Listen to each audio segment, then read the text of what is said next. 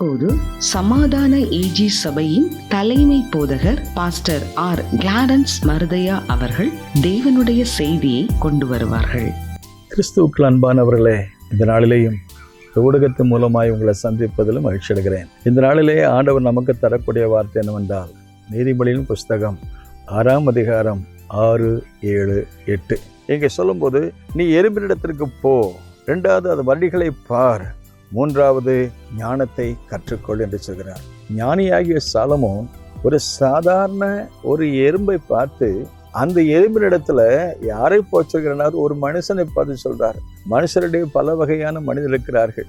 வேகமாக வேலை செய்கிறவர்கள், சுறுசுறுப்பாக வேலை செய்கிறவர்கள், மிகவும் கடினமாக உழைக்கிறவர்கள், சோம்பலாக இருக்கிறவர்கள், பல மனிதர்களிலே பலதரப்பட்ட மக்கள் இருக்கிறார்கள்.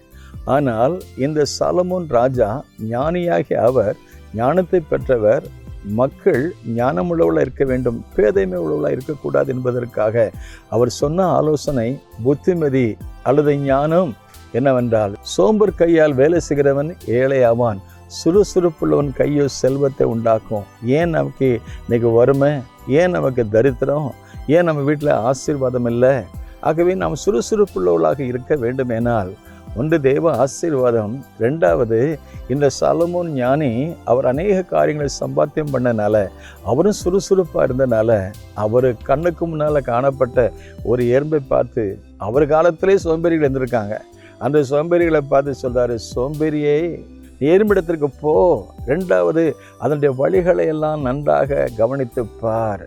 அது வழிகள் எப்படி, எங்கேருந்து புறப்படுகிறது, அது எங்கேருந்து வருகிறது, அது என்ன செய்கிறது, அது எதை கொண்டு போகிறது என்பதை நன்றாக கவனித்துப்பார். 3வது நீ ஞானத்தை கற்றுக்கொள்ள சொல்றாரு. அருமையான தேவனுடைய பிள்ளைகளே, நம்ம எத்தனையோ காரியங்களை யார் மூலமாகலாம் கற்றுக்கொள்கிறோம், பெரிய பெரிய ஞானிகள் மூலமாக கற்றுக்கொள்கிறோம், மனிதர்கள் மூலமாக கற்றுக்கொள்கிறோம். ஆனால் சாலமோன் ஞானி ஒரு பெரிய ஞானமுள்ள ஒரு ராஜா, அவர் எங்கே போய் அவர் கற்றுக்கொண்டார் என்றால், ஒரு சின்ன அற்பமான ஜந்துவாக இருந்து அந்த எறும்பினிடத்தில் கற்றுக்கொண்டார். அடுத்த 7ஆம் வசனம் வாசித்து பார்க்கும் பொழுது, அதற்கு பிரபு இல்லை, அதற்கு தலைவன் இல்லை, அதற்கு அதிகாரி இல்லை, ஆனாலும் அது தன்னுடைய வேலையை ஒழுங்காக ஆரம்பிக்கிறது, சரியான சமயத்தில் ஆரம்பிக்கிறது, அது சரியான சமயத்தில் செய்கிறது, அது சரியான சமயத்தில் சம்பாத்தியம் பண்ணுகிறது. அது தனக்கு வேண்டிய எல்லாவற்றையும், கோடை காலத்தில் ஆகாரத்தை சம்பாதித்து, அற்பு காலத்தில் அது ஆகாரத்தை அது சேமித்து வைக்கிறது. நம்ம வாழ்க்கையிலையும் கூட சம்பாத்தியம் பண்ண வேண்டிய காலம் உண்டு, நம்முடைய வாழ்க்கையில சேர்த்து வைக்க வேண்டிய காலம் உண்டு. அந்த வேதத்தில் வாசித்து பெறும், காற்றுள்ள போதே தூற்றிக்கொள் என்று சொல்வார்கள்.